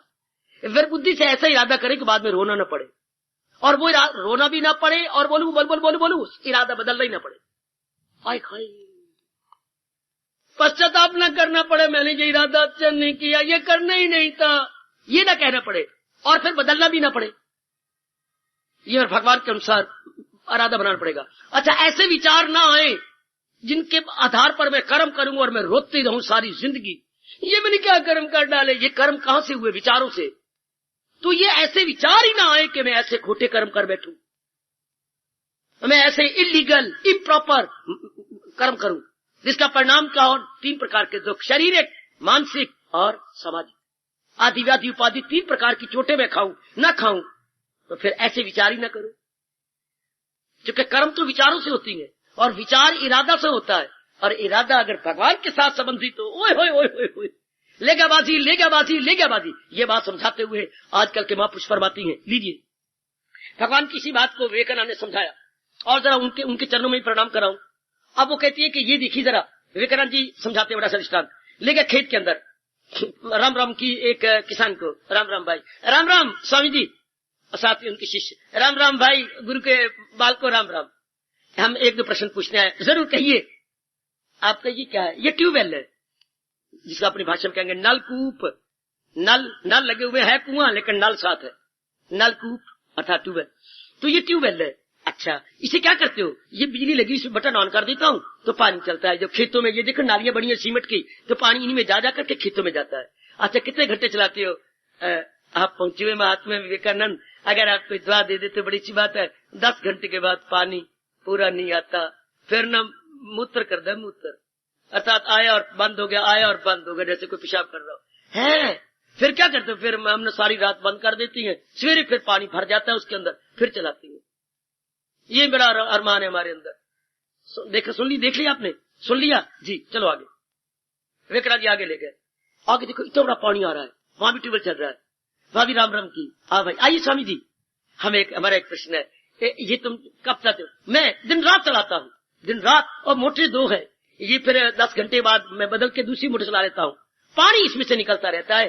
हमारा पानी जो है, तेरा पानी टूटता नहीं, हमारा पानी नहीं टूटता। क्यों? हमारा पानी पताल के साथ मिला हुआ है। नीचे पानी तो पताल है, नीचे बेटे, नीचे समुद्र है, उस किसान का पानी ऊपरली सतह पर है, गया तो है वो 150 फुट पर, लेकिन ऊपरली सतह है। अगर वो और नीचे ले जाता तो नीचे पानी टूटेगा नहीं, वो तो पताल के साथ है। नीचे तो पताल में सागर, वो तो सागर के साथ मिला हुआ है, इसे 24 घंटे चलेगा, पानी खत्म नहीं होना। ये ऊपरले लेवल पर है, तो जितने उस लेवल पे पानी उसे खींचा गया, तो फिर वो खींचा गया तो उसमें पानी है, कोई थोड़ा पानी है तो फिर हवा देगा ट्यूबवेल, मतलब अब पानी खत्म है, फिर उनको रोकना पड़ेगा। हाँ रोकना पड़ेगा ना जी जी। ओ मेरे सजनों, ओ मेरी देवियों, हमारे विवेकानंद बता गए, समझा गए, जो ऊपर लेवल पर हो तो वो पानी सूख जाता है, 24 घंटे नहीं चलता। जो पताल तक मिला हुआ वो चलता रहता है, जिसका इरादा भगवान तक मिला हुआ है वो सारी जिंदगी शांत रहेगा, और जिसका इरादा ऊपर लेवल पर है वो पिटता रहेगा, वो रोता रहेगा। कितना कमाल का फरमान है, अगर आपके मन में बैठ जाए तो। अनुभवियों का अनुभव अगर आपके मन में बिठा दूं, मेरे अहोभाग्य, ये ऊपर लेवल पर इरादे है, विचार है, ये कर्म है हमारे ऊपर लेवल पर, फिर सूख जाती है, फिर रोना पड़ता है हम लोगों को, नाना प्रकार की मुसीबतों में होना पड़ता है दाखिल। हमारी अपनी भूल कि हमने अपने आप को भगवान के साथ नहीं मिलाया, हमने अपने आप को उनके साथ कनेक्टेड नहीं किया, सिर्फ कंचन तक, कामनी तक, कीर्ति तक, lust, passion, name, fame, money, wealth, भाई इसी तक रह गए। आए आहा आहा वही तक। हालांकि कितनी शक्ति आपके अंदर, भगवान की ताकत, मन की, अगर मन बिखरा हुआ ना हो, मन एकाग्र हो जाए, एक पवित्र ज्यादा करके, मन में कितनी शक्ति है। अच्छा वही मन की शक्ति तन में कितनी आ सकती है। अच्छा और अगर आत्मा है, अगर उसका चिंतन हो तो कितनी शक्ति भगवान से आप अंदर से ले सकते हैं। अच्छा इंसान के मतलब बड़ी पावर है, पर वो जाया न करे। जैसे पिताजी आपको मानो 8-10 लाख रुपया दे गए, अगर आप जाया न करें तो यही मल्टीप्लाई कर जाएगा, यही बढ़ जाएगा। देखिए बेटे, पिताजी ने आपको शादी के वक्त क्या 2 लाख लगा दिया, 3 लाख आपके नाम है। अगर 3 लाख के जैसा आपने उसमें रखा हुआ है बैंक में फिक्स डिपॉजिट, इसको खर्च ना करो तो कितना हो चुका है बाबा? 9 लाख हो गया। 3 लाख का 9 लाख, जब कोई इमरजेंसी पड़ेगी देखी जाएगी। अब फिक्स पर फिक्स करवाई जा रही है, बढ़ता जा रहा है, वो दुगना होता जा रहा है, 5 साल के बाद, 6 साल के बाद दुगना और बढ़ता जा रहा है। Very good. तो जरा ध्यान दीजिए ना, जरा विचार कीजिए महाराज जी के प्रति। हाँ अगर हमारे मन में यह आ जाए कि मैंने इन्हीं के अनुसार अपनी जिंदगी काटनी है, जैसे मेरे प्रभु ने कहा है, तो आप में कितना मनोबल आ जाए, कितनी आपकी बुद्धि में ताकत आ जाए, कितनी शक्ति आपके तन में आ जाए। हाँ बड़ी भारी शक्ति आ जाए। इंसान में बड़ी ताकत है, वो बिखेर लेता है एक गंदे इरादे, गंदे विचार, गंदे कर्म करके, फिर अपनी शक्ति। जैसे कोई गंदा लड़का जो पिताजी लाखों रुपया दे गए थे, गंदी सोबत में, जुए में और गंदी मंदी पत्नियां बनू करके बस सारा रुपया बर्बाद कर गया, सब रुपया बर्बाद। अब उसे रोटी के भी लाले पड़े हुए थे, और अगर ठीक करता तो कितनी गुना बढ़ जाता, जैसे आप फिक्स डिपॉजिट करके उसे मल्टीप्लाई करती जा रही है।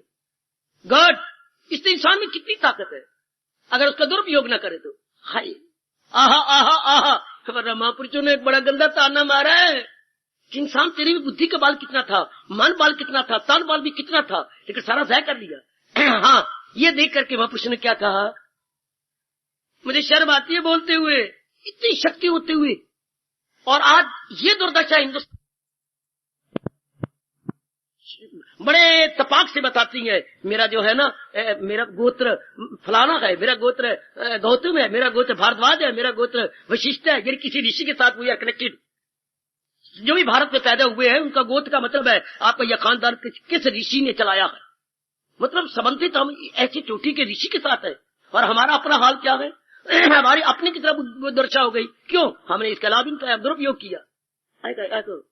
अभी मैं आने से पहले कोई आधा घंटा पहले बातचीत चल रही थी, तो बात में ये बात आ गई, देखो रे किस्मत का फेर है, देखो ये छोटी सी बात है महापुरुषों की, पर क्या कमाल कह गई है। देखो रे किस्मत का फेर, जरा ध्यान से सुनना, हम गवा जो बैठे, लुटा जो बैठे। जैसे किसी के लाखोपति का पुत्र धक्के खा रहा तो आप कहेंगे देखनी भी मिला, हाँ ये लाखोपति का बच्चा है। और इसकी दुर्दशा देख, पजामा देख, इसकी कमीज देख, कितने रोशनदान इसकी पजामे में है, कितने रोशनदान कमीज के अंदर है, अर्थात फटे हुए। और ये फलाने के पुत्र, ये फलाने का पुत्र है, ये दुर्दशा। इस तरह महापुरुष कहती है हमें हमारी दुर्दशा देखकर, देखो रे किस्मत का फेर, मकड़ी के जाले में फंस गया शेर। मेरे अरप्पा, देखो रे किस्मत का फेर, मकड़ी के जाले में। कितनी किसने दूर की बात कह के हमें लानत मारी। देखो रे किस्मत का फेर, मकड़ी के जाले में फंस गया शेर। इतनी हमारे में ताकत, बुद्धि की, मन की, तन की, और हम छोटी मोटी बातों में फंसे, गंदी मंदी वृत्तियों में उलझे पड़े। कोई काम में, कोई क्रोध में, कोई लोभ में, कोई अहंकार में, कोई निंदा में, कोई मत्सर में, कोई राग में, कोई द्वेष में, कोई लड़ाई में, कोई झगड़े में, कोई अपने कचहरियों में, कोई आपस में। हाय हाय हाय। और है हमारे में ताकत कितनी है आत्मा की। और अंदर भगवान जी हमारे गीता के प्रमाण देकर बोलती है, मैं हूं आत्मा बिल यकीन, जो है जानदारों के दिल में बसी। जरा ध्यान करना, मन कैसी स्थिर हो, ये प्रसंग चला हुआ है। मन अपनी पहली अवस्था को रीगेन करे तो कैसे, how to regain, how to regain, how to recoup. किसी की सेहत खराब हो जाए ना तो डॉक्टर कहते हैं रिकूप करो, रिकूप करो। ये आम शब्द अस्पतालों में चलता है, रिकूप योर हेल्थ, रिकूप गवाई सेहत को प्राप्त करो, पुनः प्राप्त करो। तो हम अपने गवाए हुए अंतःकरण की ताकत को कैसे रिकूप करें, कैसे प्राप्त कर ले, रिगेन कैसे करें, हाउ टू रिगेन। अपना संबंध भगवान के साथ ले चले। जैसे मेरा भगवान करे भजस्वाम, फिर मैं वहीं आ जाता हूं। इरादा क्या क्या क्या क्या, जो अकेले इरादी रहे मुस्तकिल। अगर इंसान का इरादा पक्का रहा, मैंने प्रकाश डाल दिया मेरे सज्जनों मेरे देवियों, संसार संबंधी इरादा एक नहीं हो सकता। क्योंकि संसार से संबंधी इरादा जब पूरा होगा उससे तसल्ली नहीं मिलनी, उससे हमें सेटिस्फैक्शन नहीं मिलनी, फिर और इरादा किए बिना हम रह नहीं सकते। जब तक हमारा पेट नहीं भरता, मां से दूसरा फुल्का तीसरा फुल्का मांगेंगे। है एक बेटी ने 9वां फुल्का लिया मां से, तो मां रो पड़ी। रोटी देने के बजाय पुत्र को छाती से लगा लिया, बेटे मुझे सच ही बता, क्या बात, 9 फुल्के, क्या बात। मां, मैंने कल सारा दिन नहीं खाई। क्या हो गया मां, ये बहुत जरूरी काम था, मैं अब खाता हूं, अब खाता हूं। खा नहीं सका मैं मां, परसों का दोपहर को जब खाई, हाय रब्बा मेरी अकल सारा दिन। हाँ, तो नींद कैसे आई, मां नहीं आई, पासे पलटता रहा, करवटें बदलता रहा। तो जो भूखा हो इतने दिनों का, क्यों 8-9 फुल्के मां के खा गया। इसी तरह हम इतने इरादे खा गए, हम जन्मों के भूखे हैं। हमें किसी इरादे ने तसल्ली नहीं दी। और सुनो नेक जीव, ओ मेरी कल्याण काम देवी, मां हैरान है, रोटी देने के बजाय उसकी छाती से लगाकर छम छम रोई जा रही है। पुत्र तुझे क्या हो गया, 9 फुल्के तो कभी नहीं खाए थे। मैं परसों का भूखा हूं। हम क्यों इरादे बदलते जा रही गए, जन्मों के भूखे। हमें इंटायर सेटिस्फैक्शन किसी इरादे ने नहीं दी। सब बात तो हर इरादे ने दिखाया, पर पूरी तसल्ली किसी इरादे ने नहीं दी। सब बात दिखाना कुछ और होता है, और सब इरादा दिखाकर उसके अनुसार कर दिखाना, ये तो फिर किसी विरले का काम होता। और एक बार आजमाओ अपने भगवान को, अपने परम पिता को आजमा मेरी देवी, जो कह रही है क्या क्या रहे, जो अकेले इरादी रहे मुस्तकिल। जब इंसान का इरादा पक्का रहे तो यक्षु हो पुख्ता इंसान कर दे। The man concentrated and very very powerful, mind concentrated and very very powerful. यही हमें चाहिए, यही हमारी मांग है। हमारे जप तप सत्संग गीता पढ़ने का या बाकी जो पुण्य मेरे प्रभु जी आपसे करवा रहे हैं, उन सब का फल एक है, मन प्रसन्न रहे, भटके नहीं। इसकी भटकन, इसकी आवारागर्दी बंद हो जाए। हाउ इज इट पॉसिबल, इरादा हमारा एक हो।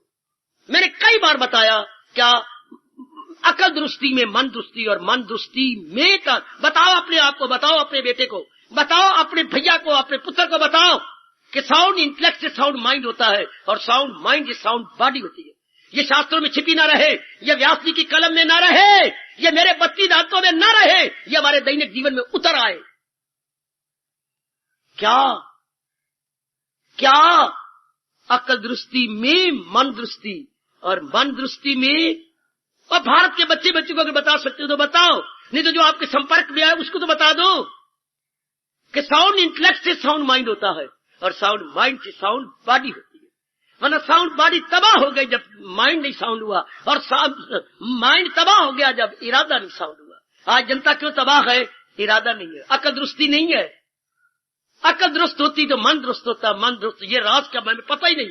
और ये राज हमारे शास्त्रों में है, ये राज हमारे भारतीय सभ्यता संस्कृति के परमपिता महर्षि वेद व्यास जी ने अपनी घोर तप के आधार पर डिक्लेयर कर रखा, और उससे हम मारूम है, उससे हम वंचित है। लो ना ये प्रसाद, कितना अच्छा विषय चला दिया मेरे प्रभु ने। अगर ये रहा दुरुस्त, साउंड रहा, साउंड कब रहेगा? साउंड तब भी रहेगा जब किसी साउंड से संबंध करे। दुनिया के तो हर चीज अनसाउंड है, no doubt. God is the only authority जो कि साउंड है, हेल्दी है, हेल्दी साउंड। एक भगवान की जात है जो कि हेल्दी है, साउंड है, पावरफुल है। दुनिया की कोई चीज पावरफुल नहीं, अनसाउंड है, अनहेल्दी है। हाय, अनहेल्दी, अनसाउंड। एक भगवान की जात है जो हेल्दी और साउंड है।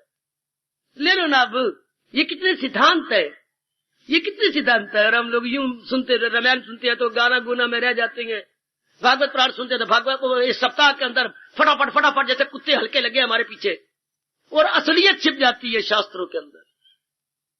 और गीता की संस्कृत है जो समझ ही नहीं आती। फिर हमारा तो बेड़ा गर्क हुआ क्या? अब भगवान ने मौका दिया, अब हम समझ ले। इतने चूटी का ज्ञान न रह जाए गीता के पन्नों में, वर्कों में, शब्दों में या काली स्याही में, बल्कि वो भाग के आए हमारे पास। कब?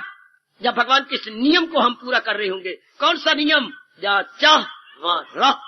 Where there is a will, there must be a way। Will पैदा करे कि मैंने अपना कल्याण करना है, चाहे मैं नारी हूं, चाहे मैं पत्नी हूं, चाहे किसी की मां हूं, चाहे मैं कैसी भी लाइबिलिटी रेस्पॉन्सिबिलिटी में हूं, मैं भी, लेकिन मैंने अपना कल्याण करना है। तो यह प्रकृति का नियम है कि जिसके अंदर जैसी चाह पैदा होगी मेरे रब ने वैसी राह बना देगी। यह कोई गपशप नहीं, यह कल्पना नहीं, इमेजिनेशन नहीं, इट इज फैक्ट। और इसमें कभी डिफेक्ट नहीं आएगा, कभी डिफेक्ट नहीं आएगा। चाह पैदा करो जोरदार कि मैंने अपना कल्याण करना है, तो यह ज्ञान आप में प्रवेश करने लग जाएगा। हम शुरू में पढ़ के जब हमें 8वीं क्लास में शायद पढ़ाया गया, मेरे जैसे तो बड़ा हैरान हुआ। जाके अपनी माँ से पूछ, मुझे नहीं पता, अपने बाप से पूछ। पिताजी के पास गया, पिताजी ये कैसी बात, ऐसे कैसे होता है? बेटे समझाने के लिए कहा गया है। समझाने के लिए कैसे पिताजी? आज हमें मास्टर जी ने बताया है। बताओ किस कहानी ने मुझे बड़ा हैरान कर रही है, पहली बार मैंने सुनी। एक प्यासा कौवा इधर उधर चक्कर काटता हुआ दिखाई दिया। वो प्यास के मारे बड़ा ही हैरान परेशान था। घूमता फिरता क्वां क्वां करता हुआ वो एक ऐसे स्थान पे पहुंचा जहां एक जग था। जग देख के वो बड़ा खुश हो गया। शायद 47 की बात मैं बता रहा हूं आपको, 40 और आज है 94। कितने साल हो गए, बड़े 54 साल गुजर गए। और मुझे ऐसे ही सुनाई दे रहा है जैसे मानो मास्टर जी बोल रहे हूं। तो जग को देखकर बड़ा प्रसन्न हो गया। हाँ, और वो जग के नजदीक आ बैठा, खुश हो गया क्या मेरी प्यास बुझेगी। लेकिन उसे उसी समय निराशा भी हो गई। क्या? जब उसने देखा कि पानी जग के नीचे गए और उसकी चोंच वहां तक पहुंच नहीं सकती, तो प्यास के मारे वो इधर उधर देखने लगा।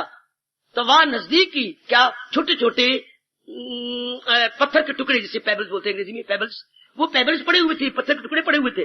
कागा फिर खुश हुआ और वहां वो उड़ा और एक एक पत्थर का टुकड़ा उठा करके जग के अंदर डालने लगा। 2, 4, 10, 12, 15, 19, 20, वो हारा नहीं, एक एक उड़ता रहा, डालता रहा। पानी ऊपर चढ़ आया। कौवे ने पानी पी करके उड़ारी मारी। ऊपर से आवाज आई, where there is a will there is a way. हाय हाय हाय हाय हाय। बेटो मैं आपको फिर सुना रहा हूं, आपको फिर बता रहा हूं। छोटे से कौवा हमारा उस्ताद बन गया, छोटा सा कौवा हमारा मास्टर बन गया। उसने अपनी प्यास बुझा ली, क्योंकि बड़ी जोर की प्यास लगी थी। पत्थर के टुकड़े उठा उठा करके नीचे वाला पानी ऊपर ले आया। हमारे में जोरदार काम न उठे, मारो तो बड़ा शानदार है। हमारे में काम, मैंने अपना कल्याण करना है, तो भगवान पत्थर के टुकड़े तो नहीं दिखाएगा, मेरे जैसे नजर आ जाएंगे। गीता नजर आएगी, श्लोक नजर आएंगे, फरमान नजर आएगा, फैक्ट नजर आएगा, और उस पर प्रकाश डालने वाला आपको दिखाई देगा। जहां आपकी मन और बुद्धि की प्यास बुझती हुई प्रतीत होगी। लाजमी तौर पर प्रकृति का नियम है ना, कौवा बुझा सकता है प्यास, तो हम अपने कल्याण की प्यास नहीं बुझा सकेंगे जरूर, क्योंकि रब ने ये आपको वचन दे रखा है, मेरे पास जिस राह से लोग, मैं राजी हूं अर्जुन, मुराद अपनी पास। जरा अपनी प्यास को जरा और तेज कीजिए, और जरा तेज करो मेरी भगवती, कि मैंने तो ऐसा करना ही है, कुछ भी क्यों न हो जाए। बस फिर ये बातें बड़ी प्यारी लगेंगी। फिर आप अपनाए बिना रह नहीं सकते। मन कैसे मजबूत हो जाए, मन कैसे स्थिर हो जाए, भगवान के उपदेश को अपना कर। भगवान के उपदेश पे मेरे सजनों हो, मेरी कल्याण का अनुदेवी हो, मन लगा के ये रख ले, इसकी बिना चारे कोई नहीं। भगवान के उपदेश की बिना मैं अपने कल्याण की इच्छा पूरी नहीं कर पाऊंगा, ये एक सपना बन के रह जाएगी अगर मैं भगवान के उपदेश को अपने जीवन में एवरीडे लाइफ पे ट्रांसलेट नहीं करती। तो सुन सुन सुन, पढ़ी लिखी ग्रेजुएट, सुन सुन सुन, पढ़े लिखे एजुकेटेड, ओ मेरे भाई, जरा ध्यान में बिठा लो इस बात को। आप तो यंगस्टर हैं, एजुकेटेड यंगस्टर, इस मन को इसमें ले लीजिए की बात कि मैंने अपना कल्याण करना है। और कल्याण कैसे होगा? भगवान के उपदेश से। ये साथ ही रखना, कल्याण कैसे होगा? भगवान जी के उपदेश से। और भगवान का उपदेश कौन सा है? जो भागवत पुराण में है या कहीं और है, मैं नहीं जानता इस बात को, मैं वही बताऊंगा जो मेरे तजर्बे में आ गया है। भगवान का उपदेश कौन सा? जो गीता जी में रिजर्व है, गीता जी ने उसे प्रोटेक्ट किया हुआ है। केवल वही, केवल वही, केवल वही। देखो मैं कितनी जुर्रत कर रहा हूं, मैं तो वही कहूंगा ना जिसका मुझे तजर्बा है। मेरे पर वही भाव लागू होता है, वही कहावत लागू होती है। भूखे से किसने पूछा था, 2 और 2 4 परोठे, 2 और 2 4 परोठे क्या बोलना है, भूख लगी है, वो 4 नहीं कहेगा, 4 परोठे कहेगा। मेरे से ज्ञान पूछोगे भगवान का उपदेश, तो मैं तो गीता बोलूंगा जिस द्वारा मेरी भूख दूर हुई है। 2 और 2 4 रोटियां, भगवान का उपदेश, गीता जी गीता जी गीता जी गीता। इसको अपने मन में रख लो। छोटी सी जिंदगी है और कौन शास्त्र में धक्के खाते फिरेंगे, फिर इतनी ठोस खुराक मन को नहीं मिल सकती जितनी ये गीता जी के द्वारा हमें मिल सकती। गीता में क्या है? छाना हुआ ज्ञान है, बाकी में छाना हुआ ज्ञान नहीं। मैं क्या करूं, उसमें बहुत कुछ मिला हुआ है। ये छना हुआ दूध है, जैसे मां छान के उबाला दे के रख देती है, तो ये तो भगवान का छना हुआ ज्ञान है। हमारे पास टाइम भी वेरी वेरी लिमिटेड और करना बहुत कुछ है। ले लो इसको, पकड़ लो और बड़ी जल्दी अपने में उतार लो, बड़ी जल्दी ले ले मेरी भगवती अपने अंदर, चल जीवन सफल। बड़ी जल्दी आपकी बुद्धि में, मन में और डेली एक्टिविटीज में इनकलाब आ जाता है। फिर मेरा यहाँ पर रहना बहुत सफल हो जाएगा। आपका इतने उत्साह से आरंभ बड़ा सफल हो जाएगा। सचमुच आपने लोगों की उंगली को मुंह में डलवा दिया है। लोग बड़े हैरान होते हैं कि कलयुग और ये जनता गीता सुनने जा रही है। जब आप बाहर निकलते हैं, कईयों का पेट में दर्द पड़ती है पुत्र, जो जरा कट्टर है, हैरान होती क्या है, पर आपको तो कल्याण होना चाहिए। मैं तो कहता हूं देवी देवता भी हैरान होते होंगे आपके उत्साह को देखकर, क्योंकि कलयुग की बेटियां हैं। कोई आप व्यक्ति नहीं है, कोई साध्वी नहीं है, गृहस्थी के झमेलों में है, और फिर गीता को सुनने का शौक, अपनाने का शौक, और इतना एकांत रब ने दे दिया, इतना एकांत, जैसे विशेष टुकड़ा रब ने आपके लिए स्वर्ग से नीचे उतारा कि जाके बड़े प्रेम पूर्वक सुन लो। काका लोगों को हैरान की तो हो जाने दो, लेकिन आप अपनाने पे जोर दे दीजिएगा। देवी आप जरा अपनाइए, रंग लाइए कि मैंने आप अपना लेना है, मैंने अपने जीवन में उतार लेना। पूरी कोशिश कीजिएगा, पूरा पुरुषार्थ कीजिएगा कि जो भगवान की वाणी मेरी समझ आती जा रही है, मेरी बन गई बस। आप मन कैसे स्थिर हो? भगवान के उपदेश से। यही प्रसंग जारी है कई दिनों से, भगवान और जारी रखे। मन की चंचलता तथा मन की स्थिरता कैसे इसे स्थिर करें ताकि ये अपने आप में आकर के शांत हो जाए। क्योंकि हमें पता लग गया है क्या मन के टिकाव में शांति है, मन की भटकन में दुख है। तो मन ना भटके और हमेशा टिका रहे, ये आपको भगवान जी बता रही है। गीता में बड़े विस्तार से बताया गया, समझाया गया, बड़े विस्तार से, और मैं उसे साधारण और सुबोध रूप में बताने की अपनी ओर से पूरी चेष्टा कर रहा हूं। आप लाभ उठाइए कि मेरा मन स्थिर हो जाए। कितनी अच्छी परिभाषा करते हैं महर्षि वेदव्यास, मन के टिकाव का नाम सुख, मन की भटकन का नाम दुख। ठीक, तो मन परमानेंटली कैसे टिके, यही विषय है जो मैं कई दिनों से भगवान जी की दिव्य प्रेरणा और दिव्य शक्ति को लेकर प्रकाश डाल रहा हूं। फिर मन तो स्थिर हो जाए तो हमेशा शांति मिल गई। मन बेचैन ना हो, चाहे घर में कारण कैसा भी हो जाए, कैसा भी हो तो होगा, कभी कोई बीमार होगा, कभी घाटा पड़ेगा, कभी आप बीमार हो जाओगी, कभी कुछ और बन जाएगा, कभी कुछ और बनेगा, ये तो होगा। हाय, ये तो बनेगा ही, ये तो होगा, ये तो बनेगा ही। संसार ऐसा है ना, संसार में कभी दिन है, कभी रात है, कभी सर्दी, कभी गर्मी, कभी बीमारी, कभी सेहत, ये तो होगा। एक दादाजी सुनाया करते थे, याद आ रहा है मुझे, एक की शादी हुई, इकलौता बच्चा था, सारों ने आशीर्वाद दी, सारों ने आशीर्वाद, हाँ, लेते देते करते कराते, उनका कुल गुरु भी था कोई, कुल गुरु काल कुल विरोध काल, जैसे आप समझे। उनके पास भी गया, मैंने सबसे आशीर्वाद लिया है, आप भी आशीर्वाद दीजिए। क्या क्या लोगों ने आशीर्वाद दिया, ये दिया ये दिया ये दिया ये दिया, सारे बेवकूफ है। हाँ, उन्होंने सिर्फ तो ये बाग दिखाए हैं, ऐसा तो हो ही नहीं सकता। जैसे उन्होंने कहेंगे सारा सुख के दिन देखे, सारे तेरी चांदी रात रहे, सारा तेरे दिन में ये नजर आए, तुम्हें कभी भी घाटा ना पड़े, तो हमेशा ही तेरी खुशी के फूल खिले हुए नजर आए। ये तो बक है ना, ये तो किसी के पंपे करने वाली बात है ना, है। हाँ, कभी दुख के दिन भी आगे, कभी कुछ होगा, भगवान तेरे मन को मजबूत करे, तेरे मन को जरा और भी पक्का करे, और भी दृढ़ करे। हाँ, देख इसमें सुख दुख हानि लाभ दिन रात की तरह है। तो फिर गुरुदेव आप क्या आशीर्वाद देंगे? मैं मैं बड़ी निराली आशीर्वाद दूंगा, इन सारों को बाहर भेज दे। सारे बाहर चले गए। मैं तुझे बताऊं, तेरा मन भगवान मजबूत करे। गुरुदेव किससे? विवेक और वैराग से। भगवान करे विवेक और वैराग तुझे टच करे। लेकिन मेरे बोलने का ढंग बड़ा हो रही, ये तू चढ़े हो घोड़ी। हाँ देख बच्चे, जब तू घोड़ी चढ़ेगा ना, तो भगवान करे ये दोनों जो मेरे गुण तुझे कह रहा हूं, ये तेरे अंदर प्रवेश करे। ये तू चढ़े हो घोड़ी, तेनू लड़े सपांदी जोड़ी। गुरुदेव, हाँ, ये राग और द्वेष दोनों तेरे मन में घुस जाए, किसी को न कहना, बड़े राज की बात है ये तू चढ़े हो घोड़ी, तेनू लड़े सपांदी जोड़ी। हाँ, और भगवान करे जो तू सुनता रहा है, पढ़ता रहा, तेरे अंतःकरण में बैठ जाए। ये तू चढ़े हो खारे, तेरे मर गए घर दे सारे। ओए मेरे रब्बा, ओए मेरे रब्बा, ये जो तेरी गंदी वृत्तियां हैं, काम क्रोध मोह लोभ अहंकार, परमात्मा करे लमलेट हो जाए सदा के लिए। असल परिवार तो इंसान का ये है, अगर इसे खत्म कर सके तो, अगर इसे मिटा सके तो। विचार कर मेरी भगवती, विचार कर मेरी देवियों, विचार करो मेरे सज्जनों, और भी गहराई में उतर जाओ, और भी गहराई में उतर जाओ। परमात्मा आपकी सहायता कर रही है, और भी करेंगे। मेरे इष्ट देव आपकी सहायता कर रही है, उन्होंने ही माहौल बनाया, और भी बनाएंगे, और भी वो कृपा करेंगे आप पर। जरा इसको बिठाने की चेष्टा कीजिए। जो अकले इरादी रहे मुस्तकिल, तो पुख्ता तो यकसू और पुख्ता इंसान का दिल। बिठाइए, अपने पर दया करो मेरे सजनों, मेरे देवियों। जो अकले इरादी रहे मुस्तकिल, यही हमारा विषय कई दिनों का। भगवान जवाब दे रही है, कैसे मन स्थिर रहे और हमेशा शांत रहे। जो अकले इरादी रहे मुस्तकिल, तो यकसू और पुख्ता इंसान का दिल। हाय, भगवान के सिवा और कौन सुनाएगा? इरादा न हो जिसका सुलझा हुआ,